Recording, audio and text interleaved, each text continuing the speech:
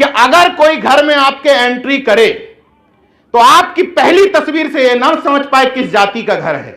वो सामाजिक न्याय है, वो अंबेडकरवाद है, वो तर्कवाद है। और जब आप इस तरीके के कार्यक्रमों में आओ, जो देखिए, आप बर्थडे में जाओ, शादियों में जाओ, त्रयोदशी में जाओ, तो आप अपनी गाड़ी में घर परिवार के सब लोगों को लेके जाते हो, उसमें मेरा कोई ऑब्जेक्शन नहीं। लेकिन जब इस तरह के कार्यक्रमों में जाओ कि भाई सामाजिक न्याय की बात सुनने जा रहे हैं, तो अपनी गाड़ी के 5 सीटों में कम से कम 3-4 जाति के लोगों को लेकर के आओ।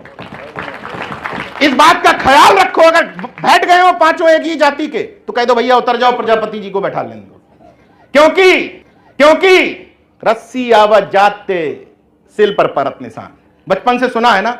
जब मेरे जैसे व्यक्ति को, जबकि क्लियर हूं मैं, फेसबुक ट्विटर जहां मन आए डाल दो नीरज पटेल, खुल जाएगा चिट्ठा।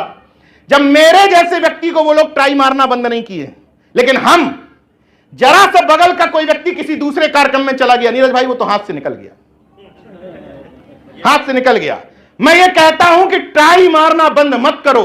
1 बार 2 बार 3 बार फ्री में जब गाड़ी में बैठा करके लाओगे, यहां सुनेगा। महिलाएं कथावाचकों से क्यों प्रभावित हो जाती हैं? क्योंकि वहां जाकर के ज्ञान लेती हैं। जब इस तरह की कथाओं में लाओगे, हमें लक्ष्मण भाई, संजय जी भैया जैसे लोगों को सुनवाओगे, तो 1 बार में 2 बार में 3 बार में 4 बार में असर पड़ जाएगा।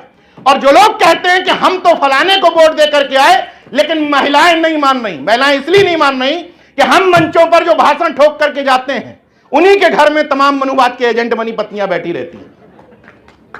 और ऐसा होता क्यों है कि हम जो बाहर कार्यक्रमों में करते हैं, जो बोलते हैं, उसका घर में डिस्कस नहीं करते हैं। कार्यक्रमों में लाना तो बहुत दूर की बात है। इसलिए इस तरह के कार्यक्रमों में महिलाओं की संख्या बढ़ाइए। जो आप काम कर रहे हो, जो जीवन आप जी रहे हो अपनी पत्नी के साथ, बच्चों के साथ, उस बात को जरूर कनेक्ट करिए। अगर पत्नी बदल गई तो समझ लीजिए बच्चा अपने आप परिवर्तित हो जाएगा, ज्यादा आपको दिमाग लगाने की जरूरत नहीं पड़ेगी।